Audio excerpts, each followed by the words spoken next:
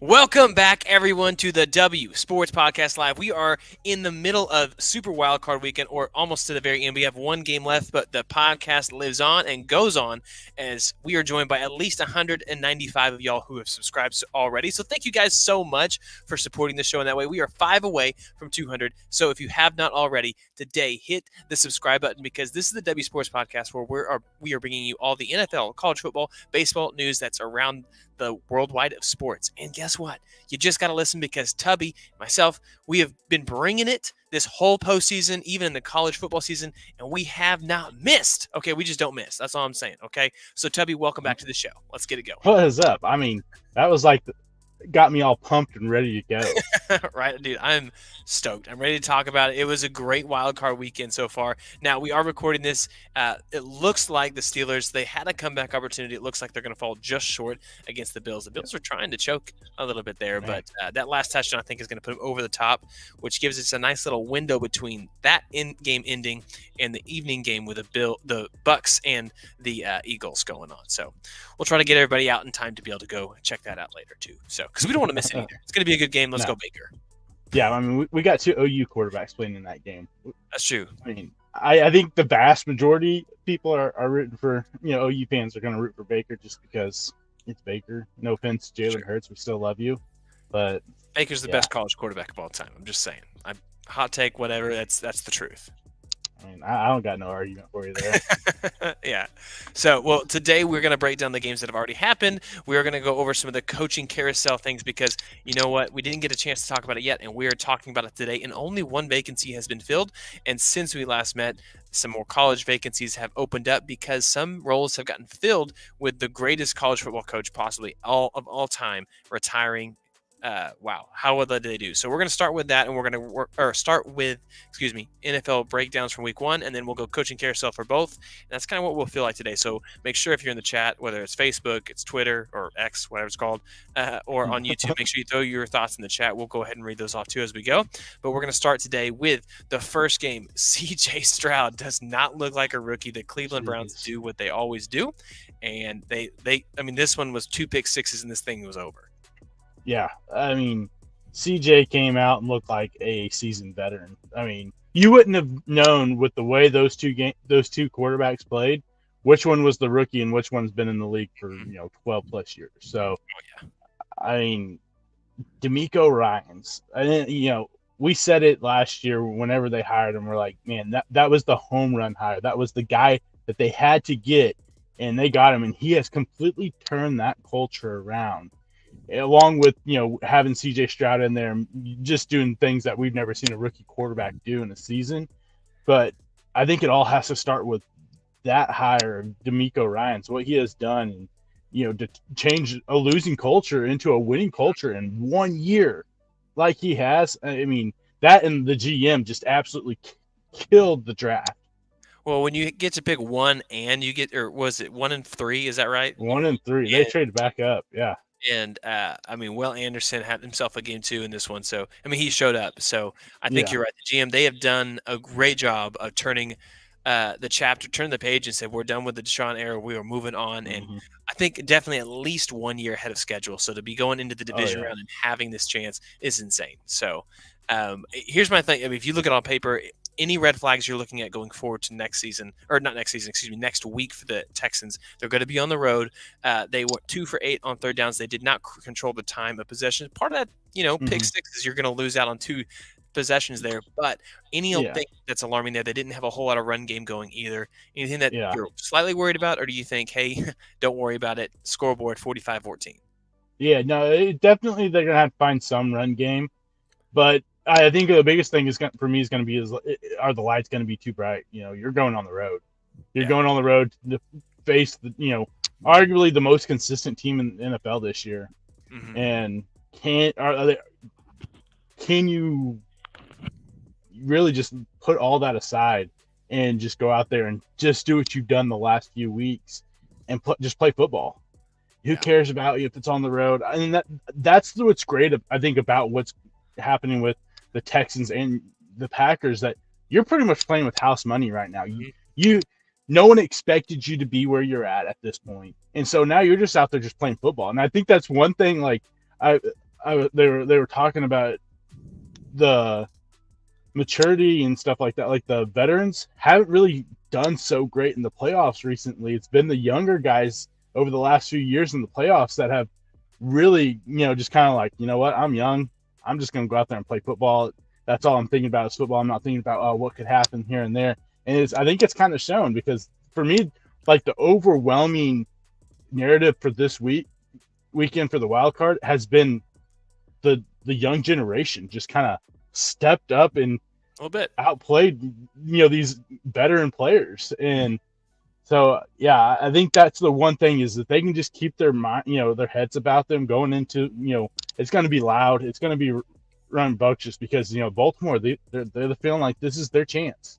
This is Lamar's chance, and can they get just cut out all that noise and just go out there and play football? Is going to be their biggest thing, I think.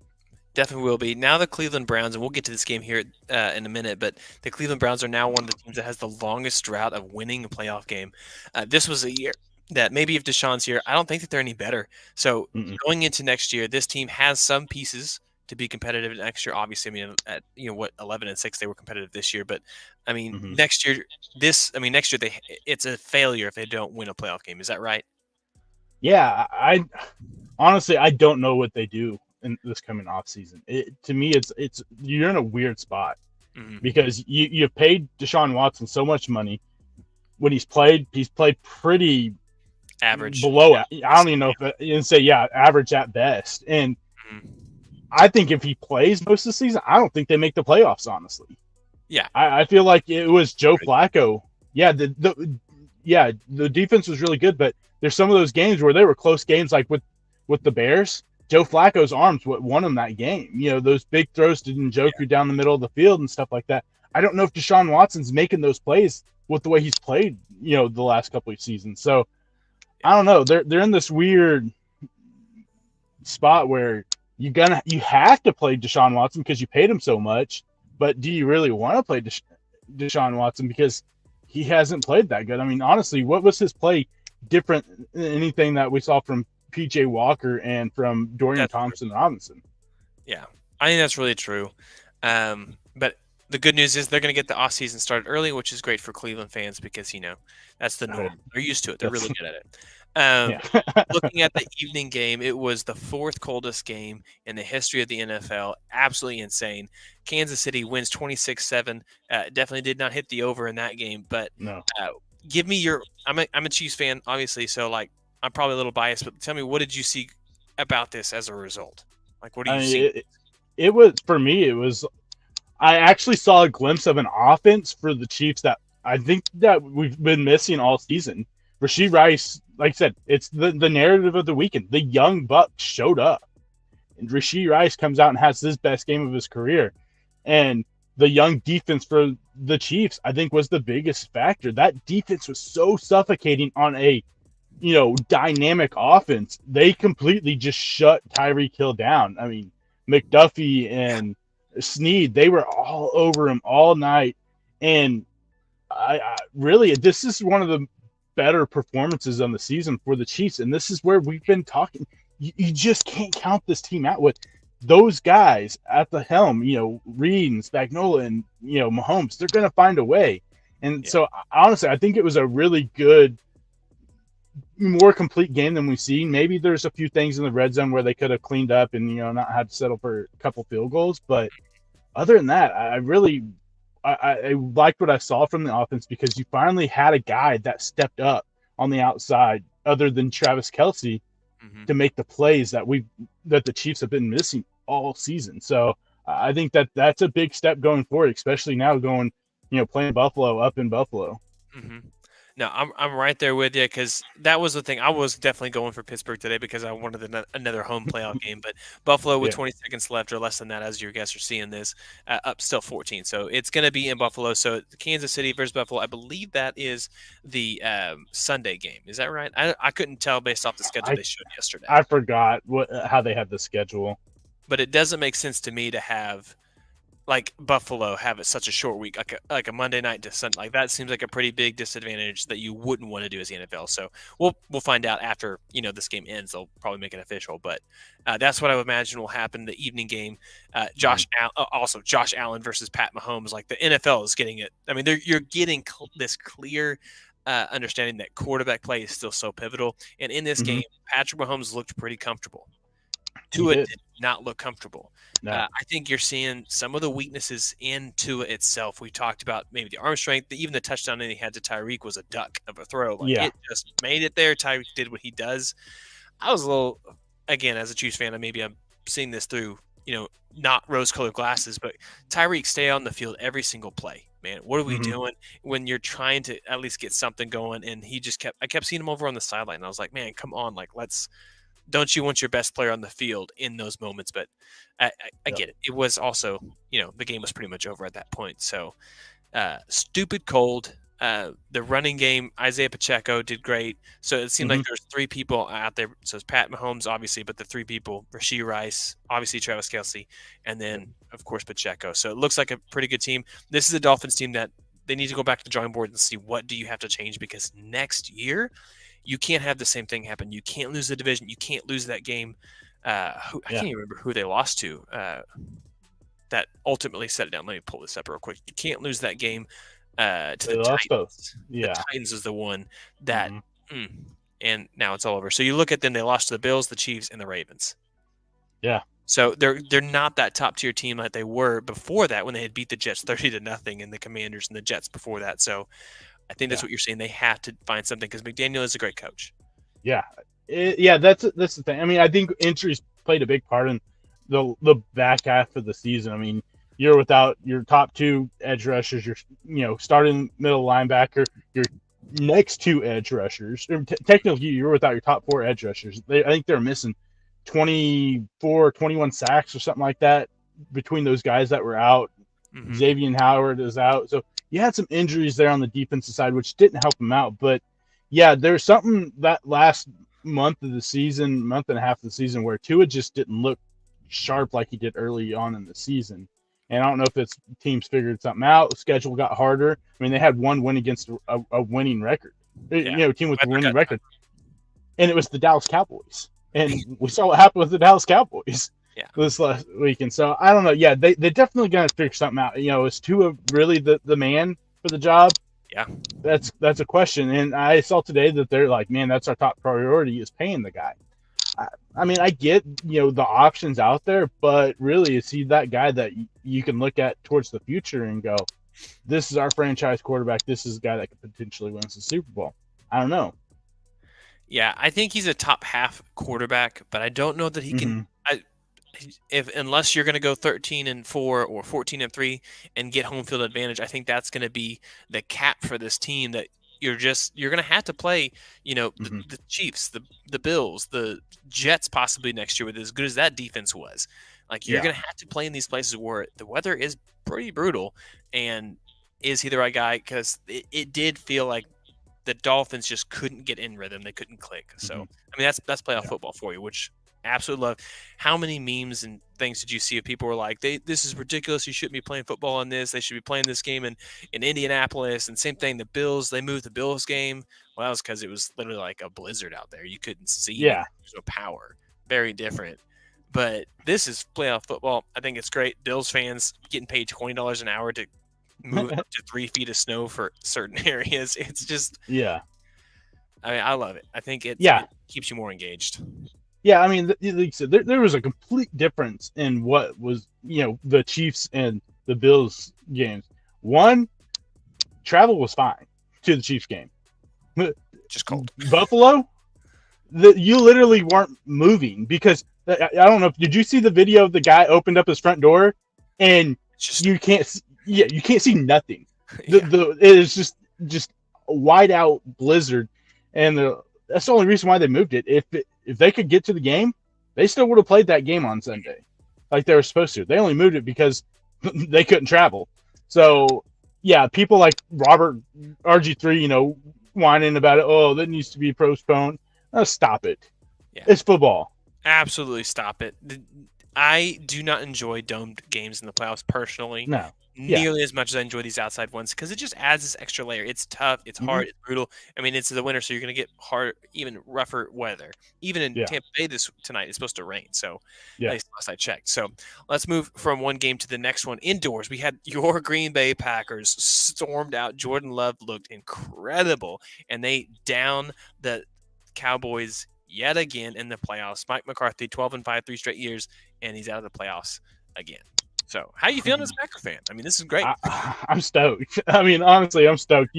You look at it, they had the youngest team to ever make a playoff since 1974. The first ever number 7 seed to win a playoff game. They came out there, and I had faith that they could get the win just because it's the Cowboys. I don't trust Cowboys in the playoffs. And now the Packers have more wins at Jerry World in the playoffs than the Cowboys do. That's sad. But I mean, that's awesome as a non-Cowboy fan. Yeah. Jordan Love was nearly perfect. I mean, 99.3 QBR and a 157.2, literally 1.1 off of a perfect passer rating. He looked so comfortable. The crazy thing is he had the perfect passer rating. He was that last incomplete. That last incompletion, Tucker Kraft drops the football. But the crazy thing is, you go look at his stats and you look at CJ Stroud's stats, and they're 2 yards difference. That's it. Same amount of touchdowns, and I think the Stroud's QBR maybe a tick below what maybe like 97 or something like that. Yeah, I think he was like 98 point something or something like that, or just right below. But yeah, I'm like the 2 youngest quarterbacks in the playoffs are had 2 of the biggest games, but the Packers, I mean, the defense was the thing that shocked me the most. Is that for the first half they had the Cowboys just off rhythm. Dak Prescott had 11 passes that were off target. You could tell that there was something up between him and CeeDee Lamb, whether they want to admit it or not. There was something going on there because they were chirping at each other from the get-go. Oh, he throws it out in front of CD. It hits his hands. He probably should have caught that one.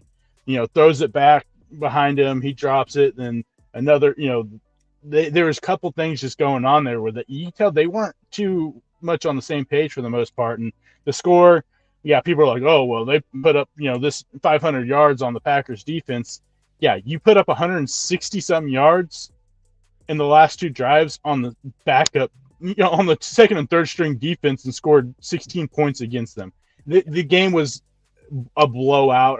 The score, the yards, and stuff like that. I mean, Dak going into before those final 2 drives had like 200 and something yards, like 250 yards passing. Yeah, I mean, and even 403 yards on 60 attempts, people. That is it's not as good. I mean, it looks good on paper, but when you break it down, it's not that good. He was sacked 4 times. I mean, this Packers defense is going to get numbers inflated a little bit of yards against the playoffs because they were absolutely 48-16. The disrespect to put in your backup quarterback at that point, I was like, 6 minutes left. My gosh, this is a playoff game.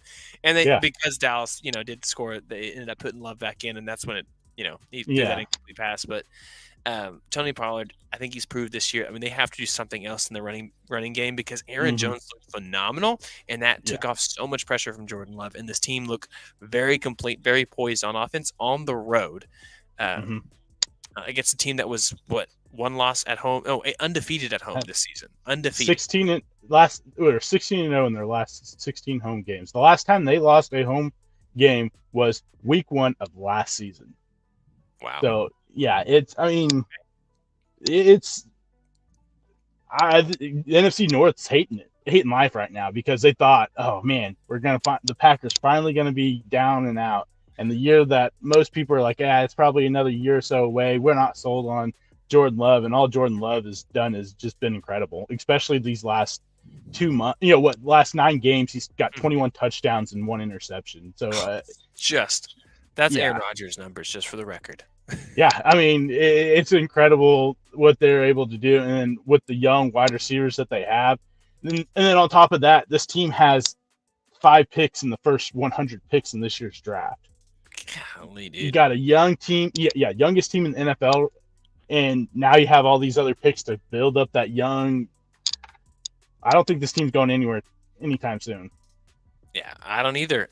So They will play against San Francisco, so a classic matchup. They get the Kryptonite. Cowboys and they get San Francisco. This is, I mean, the NFL is going to love this for media reasons, but they get to go travel to San Francisco now to play one of the best skill position teams that you're going to see this year. So we'll get more on picks again later on this week, but big, massive win, and we'll get it more into the head coaching stuff. With is this Mike McCarthy? Is this the signal for him to be on the way out? And who might possibly fill that role if you're in Jerry world. So we'll get to that again as we continue on in this conversation. But right now, we have a generational game here. I don't know if you saw the guy who was in the stands in Detroit, and he has had season tickets for so many years that he was there when they won their last championship in the 50s. And he saw they zoomed in on him when the win was official. They zoomed in on him, and he was smiling. It looked like he was about to cry, but the Lions win one for a generation. Beat the Rams 24-23, and Dan Campbell again. It's third down, and if you throw an incomplete pass, it's like 3rd and 8. It looks like this game is going to get another shot for the Rams to score a field goal. That last stop, they had to force the punt to get it back, and he goes for it. They get it with Amon-Ra St. Brown, and wow. Just a great call. I mean, this is the type of guy Dan Campbell is, and he is. They love it in Detroit, and they got that home playoff win, and they're getting another one next week. Thanks to the Packers. Packers gave you another home playoff game, but yeah, no, I think it's kind of along a lot of the same sentiments as that we talk about with D'Amico Ryan. Except a lot of people, when they hired Dan Campbell, were like, "What are they doing? You know, is this really the guy that you think can turn around this?"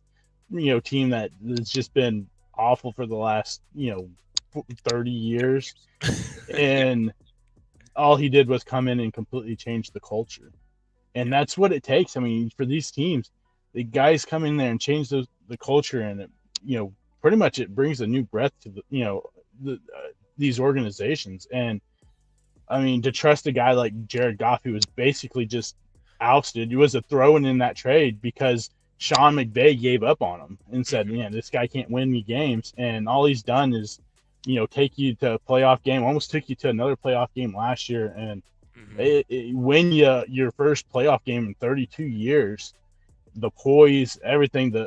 I thought the defense was the big worry for me. It was like, yeah, they gave up a lot of yards, but when they needed it the most in the red zone, they bared up. And what I think the Rams didn't score a touchdown in the red zone. They had all field goals. Yeah. So, I mean, that was really the turning point in the game. That defense reared its neck and said, "Yep, we ain't going to let you in. We'll let you get down here, but we ain't going to let you score." And I think for that fan base that's been yearning for, some type of playoff, victory, finally gets it. And I mean, hats off to them for, staying so loyal for, so many years with the type of football they played.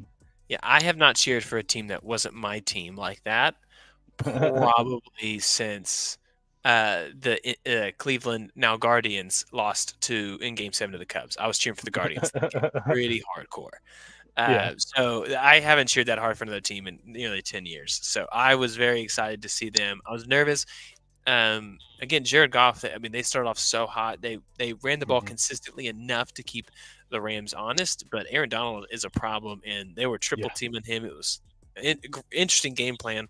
The Rams just could not run the ball, and I think that's ultimately what got them in the red zone problems. Is they were a little too predictable in the red zone, and so the Lions were able to cover well enough with zone coverage, because Puka is a problem next year. I mean, first round draft pick for sure. This dude continues just to keep on getting yards. I mean, he's awesome with Cup, Puka, Tutu even.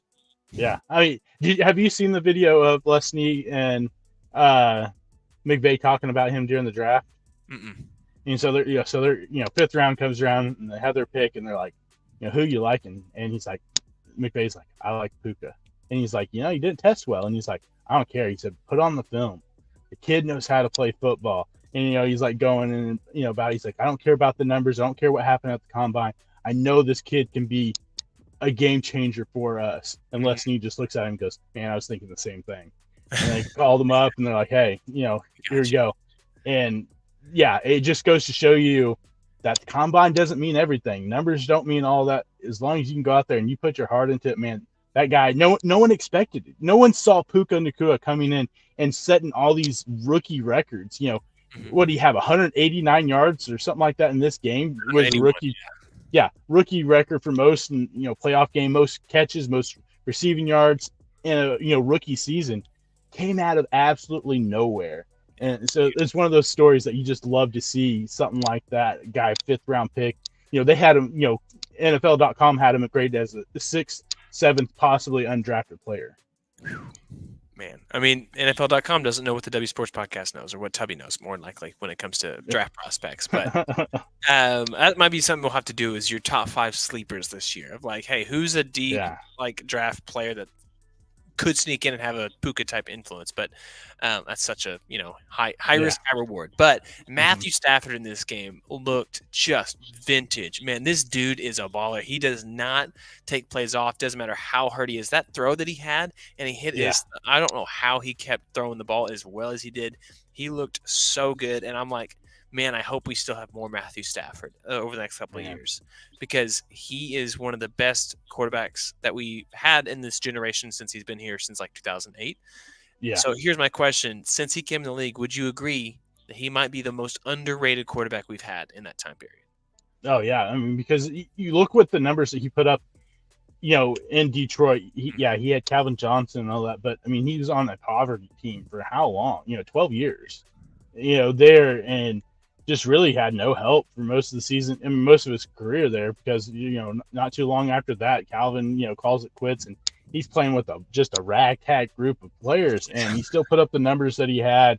And he got overshadowed by a lot of people just because he was in Detroit, and most of the season, most seasons he's there, they got 3 or 4 wins. Maybe they have an 8-9 win season here and there, but then back down. He got overlooked by a lot of people, and it's awesome to see him, what he was able to do a couple years ago, get us, his Super Bowl, something that he, really deserved, putting up as much as he did in Detroit for so long. So, I mean, hopefully we see more of him. I mean, that shot he took in the head, he was out. I mean, his eyes rolled back in the back of his head. I was like, well, he didn't come back in the game. Goes off holding his shoulder, and all of a sudden you see him over there throwing the football. I'm like, you just can't take the guy out. You literally have to take him completely out, knock him completely out, and send him to a hospital for him to, not come back into a game. Dude is an absolute warrior. So, hopefully we see more of him again next year. They better get some more help for him on that offensive line. They should, and they may get some. I mean, the Aaron Donald questions are always going to come up in every single offseason until he eventually retires. But if he does end up retiring, then that'll free up quite a bit of space for them to be able to make those type of moves. Matthew Stafford, I mean, this Rams team, this is a very successful season, I would say. From what it looked into it this season, this is a great outcome overall. The Lions, though, they're going to get another home game this next weekend, and winner of the game tonight. And here's the thing. I am going to be – you got your Packers. Dude, I want to see the Lions in the Super Bowl. I just want to see it at this point, because this fan base deserves it. They have been through so much terrible their whole life. They deserve it. Yeah. I mean – it would be a cool story to see them finally get a chance, but I'm still going to root for my Packers. So hopefully we meet up in the NFC Championship game. Yeah, there you go. And, be able to. NFC North rivals fight it out for a Super Bowl spot. Yeah, man. All right, well, we're going to move on to our Buffalo game. It went final just a little bit ago. Same score, 31-17. Buffalo does bury Pittsburgh. Season's over. Mason Rudolph magic is I said, it's just done at this point. There were some people who were saying this guy's he's got a Jordan Love type arc, and I'm like, I don't know about that, but he at least put him in position to have a shot, and just the team just honestly was not good enough around him. So Buffalo does win 31-17, and I don't know. Big thoughts. I mean, is this Buffalo team that's going to host the Chiefs next week a legit threat, do you think? I wasn't really that impressed with the way they played today. I mean, you won, all that.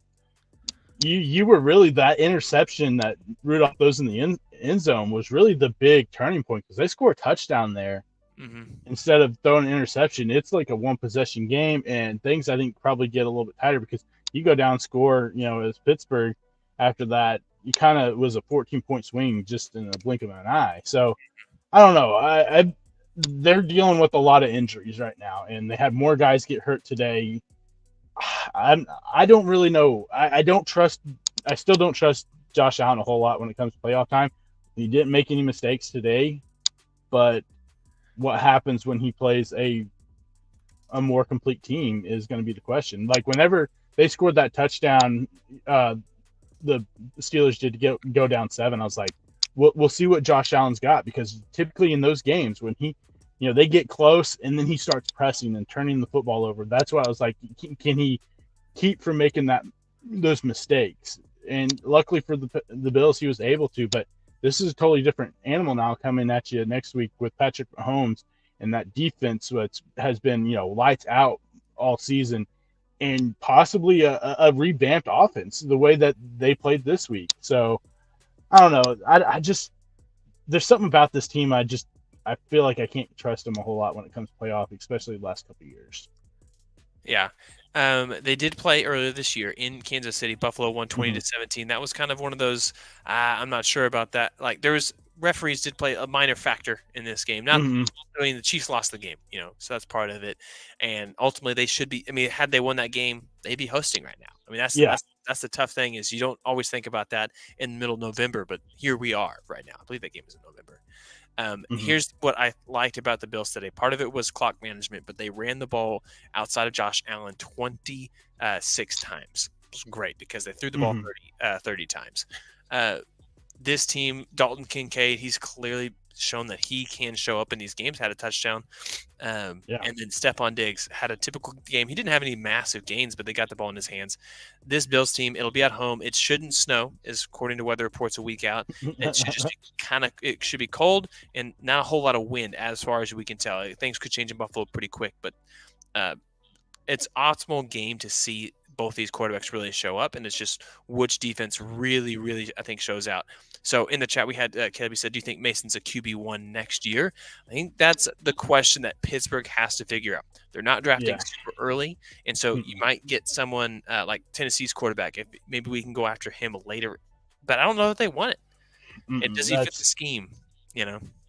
I think as of right now, I would say probably based off of what they have on the team, because he was able to win some games down the stretch and get them into the playoffs. But I think they're one of those teams that you look at, if the Bears do go to trade Justin Fields, that may be one team that you look at. But there's also, like I said, where they're drafting, I don't know who would really be there. Maybe Michael Penix falls a little bit.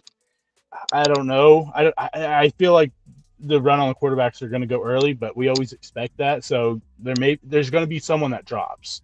Yeah. And I feel like if you went out and drafted J.J. McCarthy, you're just basically drafting Mitchell Trubisky or Kenny Pickett. I don't think that's the guy.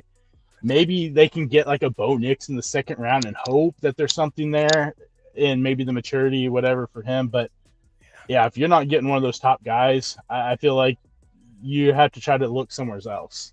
Maybe someone's, maybe Russell Wilson. Yeah, I think there's a good chance Russell veteran will be out there, and that could be the type of fit that they like. And he's not going to need as much. I mean, he will want some money, but not nearly the same, because he just got quite a bit of money.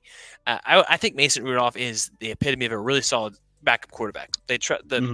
We see that in what the Steelers did this year. They got to the playoffs because of a lot of what he was able to do when he came in and stepped in that play. I think we know that Trubisky's on it. I think we know that we're pretty positive, probably like 95% sure that Kenny Pickett isn't it either. The dude cannot get the ball in the end zone, and that's what you got to do as a quarterback in the NFL.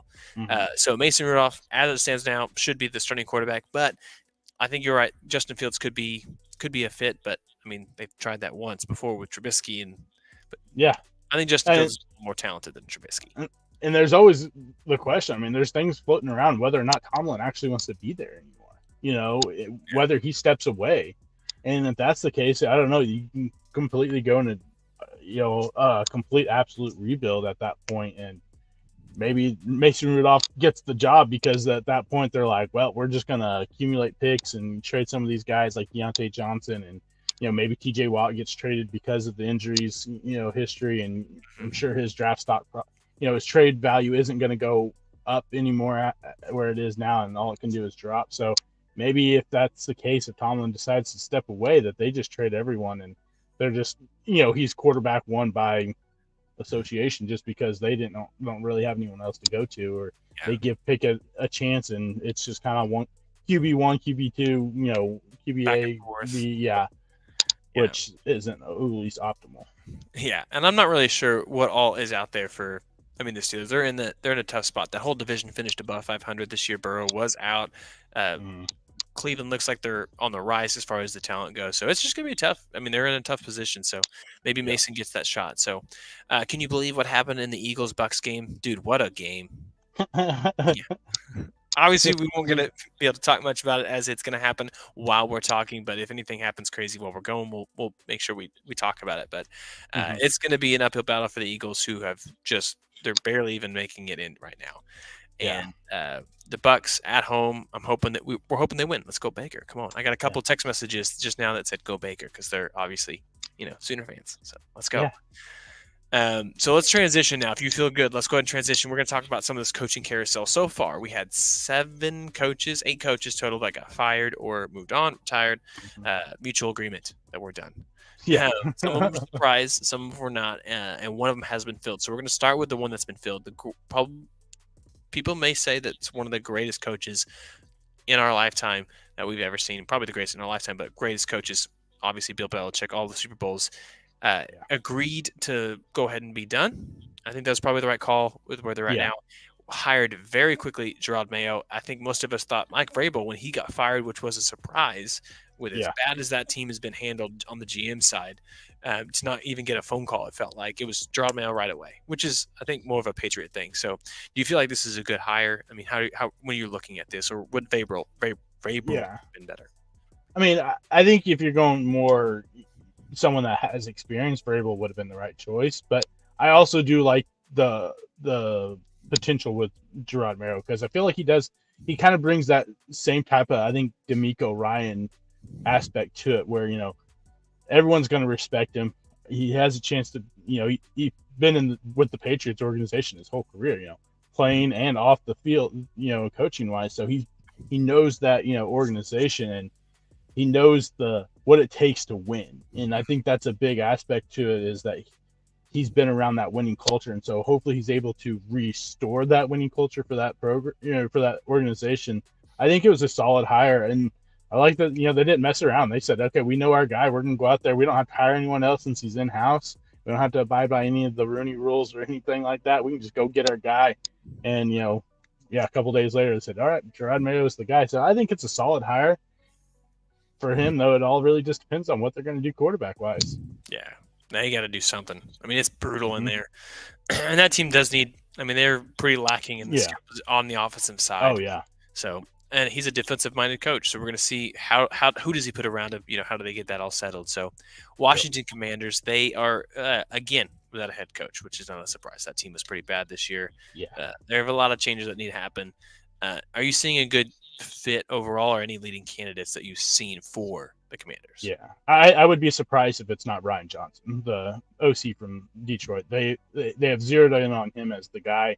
Brian Slowick, the offense coordinator from the Texans, that could be the other option if, Johnson goes somewhere else. I know the Panthers are really, high on Johnson. They actually offered him the job, or they tried to, interview him before they hired Reich last year, but he was like, I'm going to stay the offense coordinator for another year. And so they're going hard after him also. But, they hired their GM, real quick. They got the assistant GM from the 49ers. I don't know. I feel like Brian Johnson or Ben Johnson is going to be the guy. Brian Johnson's actually the offense coordinator from the Eagles.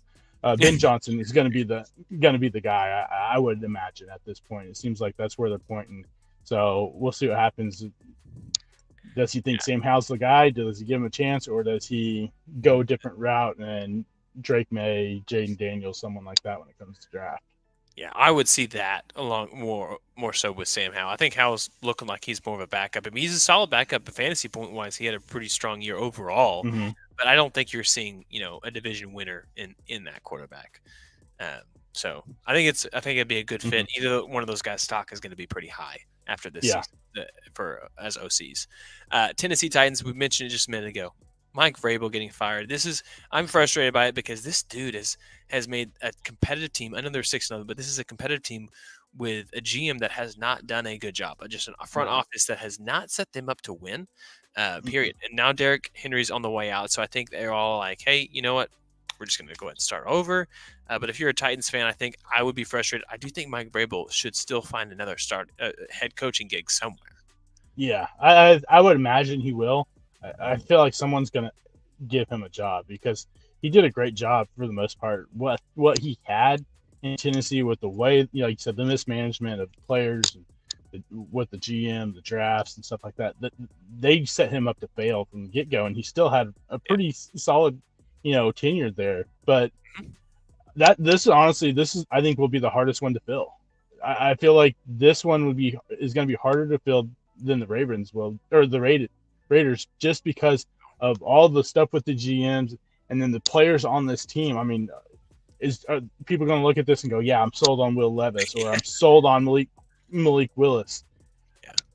Most of these other places, at least Aiden O'Connell looked halfway decent. The season when Antonio Pierce was there, and at least Carolina, you have Bryce Young.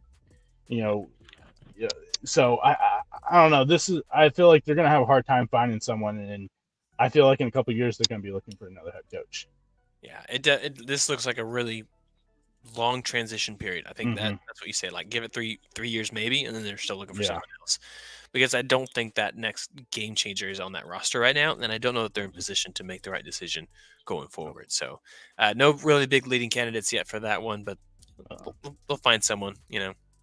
I know they're really interested in Antonio Pierce, but I don't know if the Raiders make that mistake again, like they did with Rich Bisaccia. We'll see, but yeah, I know that the players. I know Max Crosby pretty much said, if you don't hire Antonio Pierce, I won't be here.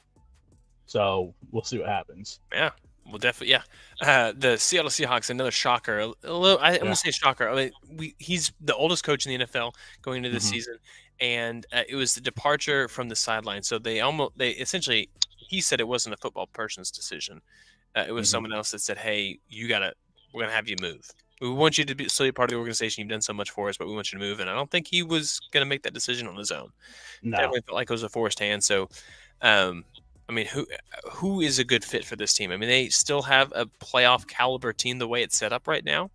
One of the best receivers in the league, obviously with DK, and a decent defense. So, what are you seeing? Dan Quinn, Cowboys DC, I think makes too much sense. He was defense coordinator of the year there when they won the Super Bowl.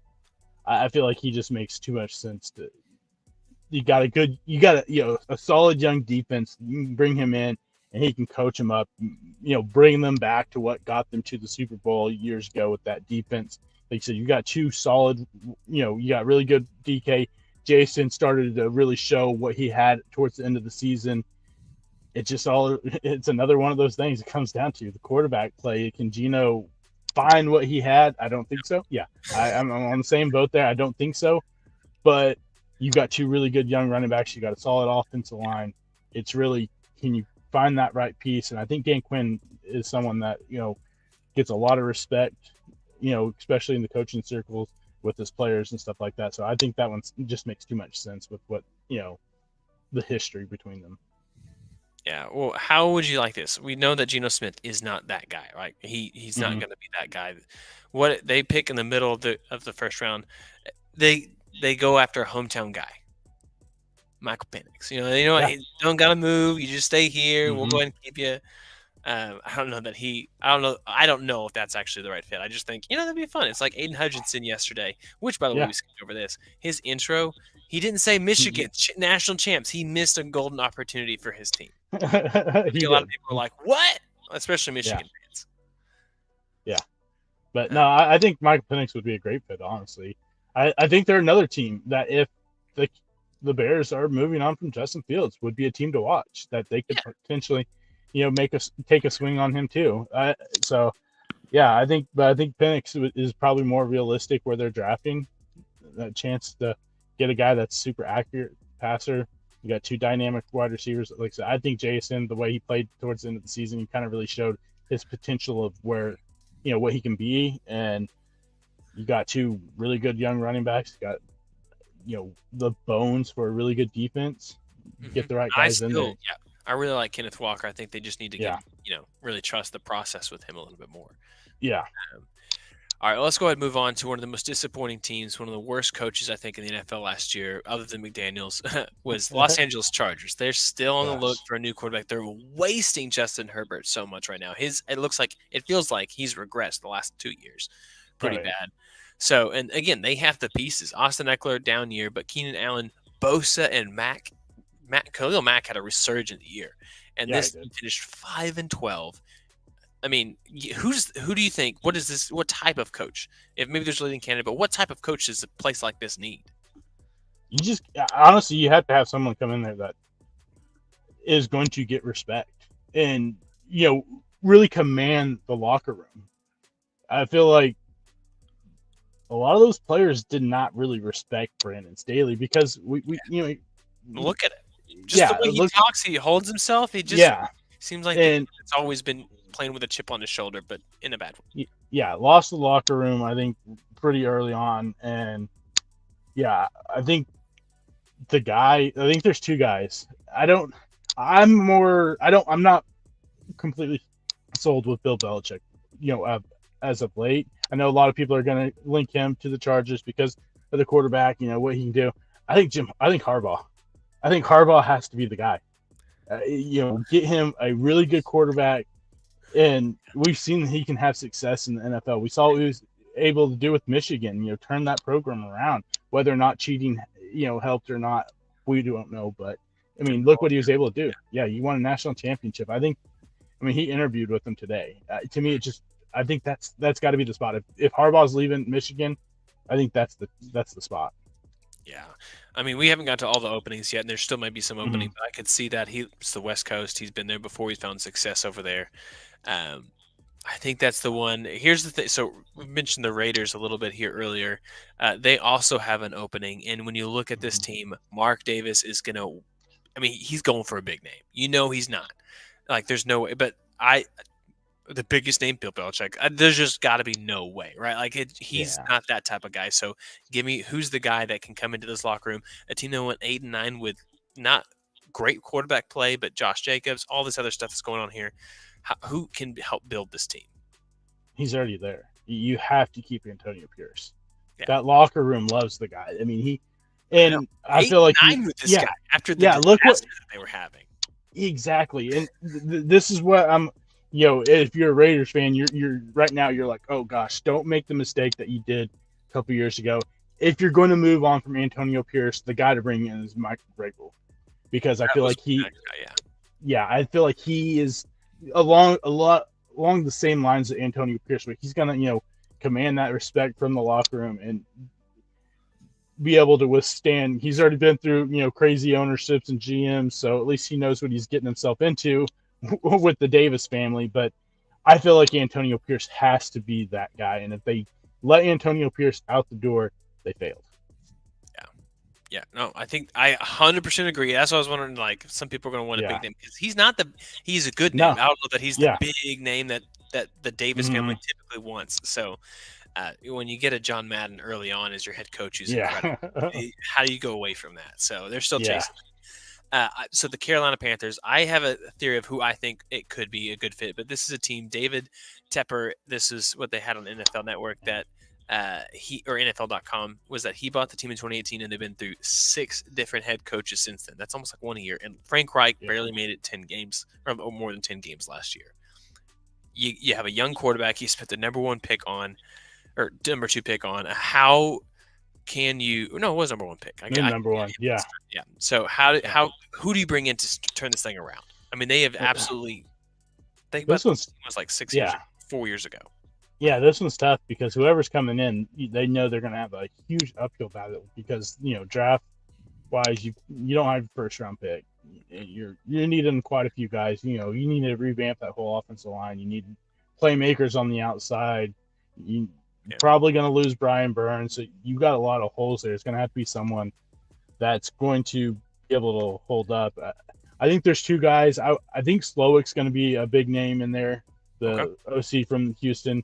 I think Ben Johnson will also, but I feel like he's probably leaning more towards Washington. I think Mike Vrabel makes a lot of sense there to be able to bring, what he has in there. I think Vrabel, you could really plug in pretty much any of these openings, and you're going to have a higher success rate because, like I said, the fact that he got fired was absolutely insane.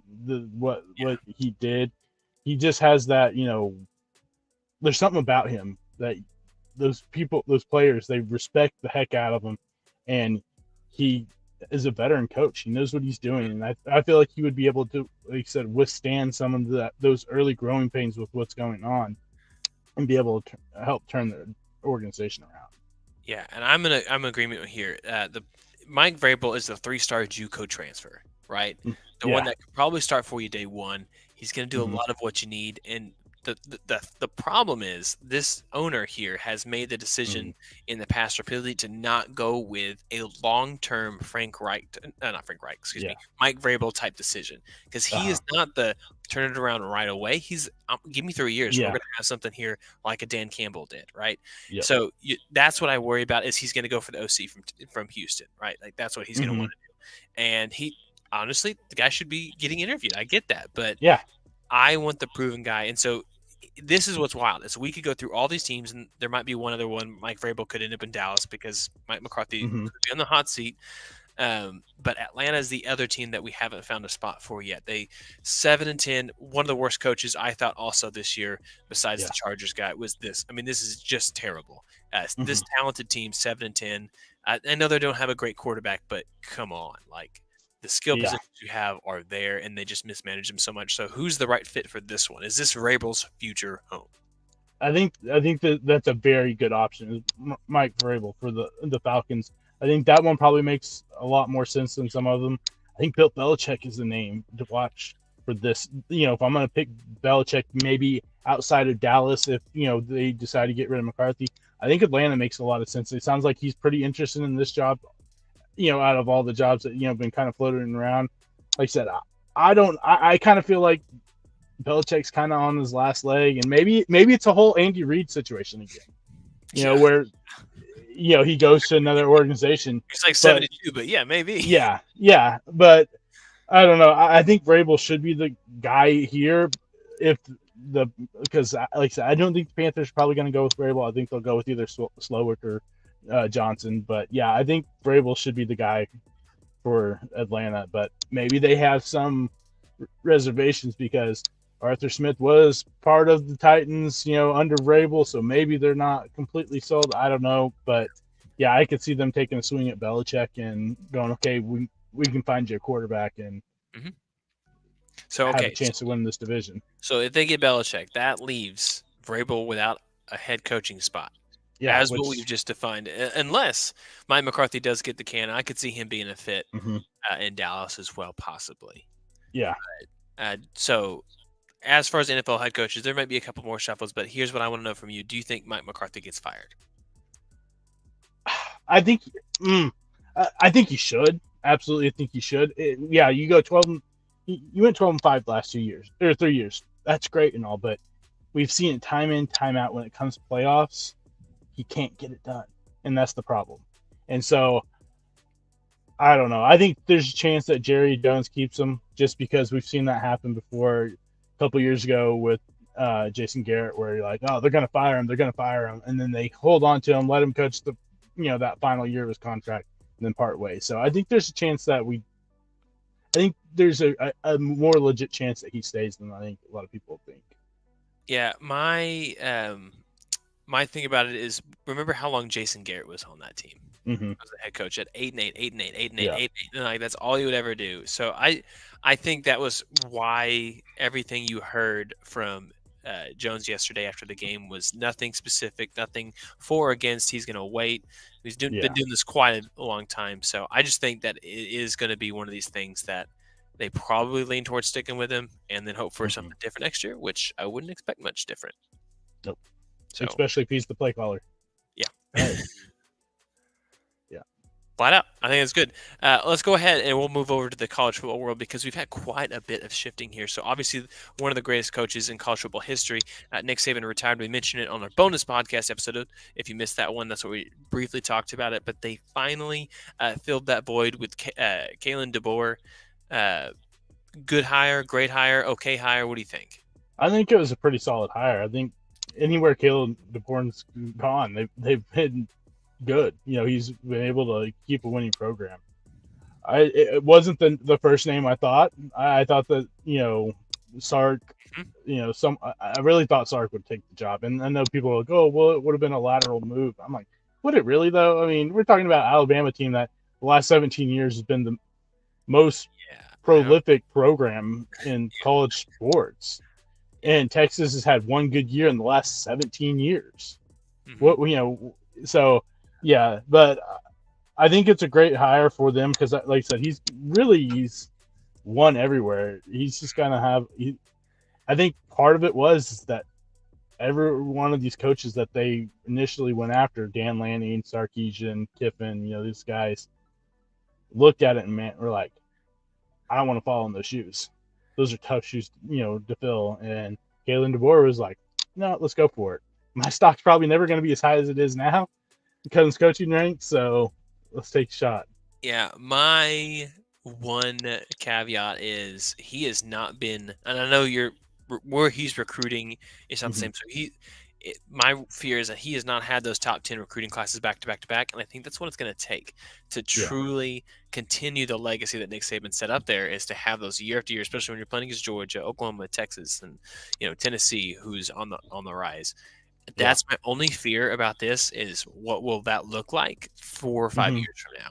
Will they continue to be in the 30s and the 20s, which is what he's been with Washington recently?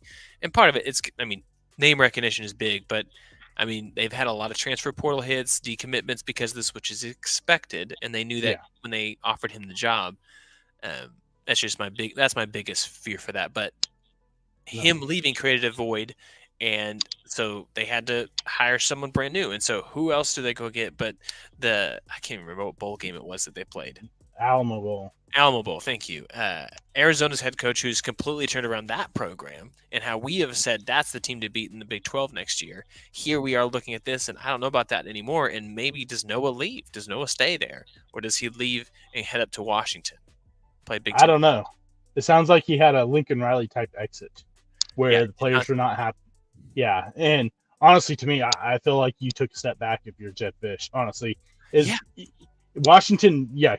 The name right now made it to the national championship, but really is it that much bigger? Maybe a slightly bigger football program, but we're talking about Jedd Fisch, who has turned around Arizona. You had Noah Fafita, you had Teratoa McMillan, you had a really good run game, you had another really solid wide receiver, and you just beat Oklahoma in the Alamo Bowl. You're moving to the Big 12, where you have every shot at winning that conference next year. And now you're going to go to Washington, where you lose your starting quarterback, starting running back. I don't know if Jalen McMillan left, but 2 your starting wide receivers, your starting left tackle, maybe a couple offensive linemen entered the transfer portal today. Yeah. You lose Raylan Trice, you lose starting corner. You lose so many people on this team. I feel like you took a big step back, and you had it set up perfectly there in Arizona. And I don't know. I think resource-wise, they look at this. Arizona's a basketball school, whether they've been right recently or not. But I think that may be what he sees in Washington. Like you said, a lot of the momentum to make the playoff. But this is an Arizona team that had turned around, and they had been bought. People had bought into that program, and so that's the sucky side of this college football world. Is there's so many coaches, everyone's moving, and now here you are, a team that just won the Alamo Bowl and looked great with Noah, and kid's going to dominate the Big 12 if he gets that opportunity. So we'll see. I don't know. Have they filled that vacancy yet? Not yet. I didn't think so. Okay. I don't. I just honestly, I don't know if I see Noah going with them, just because of that fact, the way he handled it. Because from what it sounds like, he walked into the meeting and said, "I'm taking the Washington job," and turned around and walked out. Oof. Come on, man. Yeah. And so the players seem pretty upset about the way he handled things. So I don't know if any of those guys are really going to move with him. And then on top of that, Washington had Will Rogers transferred to him from Mississippi State, who all he was is number 2 in passing yards and passing touchdowns in SEC history, and he re-entered the transfer portal after Kalen Deboer left. So That's great. And then on top of that, the backup, I think the 2 backup quarterbacks behind Penix also entered the transfer portal. So you have a big hole there, and like I said, I felt like you took a big step back with where the programs are at right now. Yeah. Now, he has shown that he can turn a program around. Yeah. I don't know if it needs to be turned around, but it does need to be corrected a little bit after that loss and, the upheaval of the roster. So, yeah, it's a challenge. Did you any other head coaches that you want to hit on the college football world that we haven't already? Before I have some fun facts. No, I think those are the main ones right now. All right. So, can you tell me? Did you know that Iowa Hawkeyes leading passer rating player is leaving the program this year? No. Yeah. Can you tell me who it is? No. Okay. You're gonna love this. I gotta pull it up. So I should have already had it ready. I just got caught up there for a second. So Iowa, there they are. Their leading passer rating this year. Let's go here. Yeah. Was Marco? No, it was not. Oh, come on. Give me the. Dang it. I mean, hold on. I gotta pull it up here. I almost have it.